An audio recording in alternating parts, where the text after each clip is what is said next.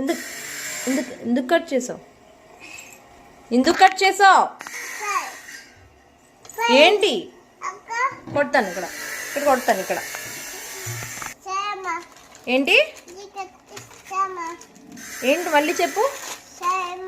సోయమ్మ కొట్టుకు చెప్పు. కొట్టుకు. కట్ చేయకూడదు, ఇచ్చే మరి. ఓకే వద్దు.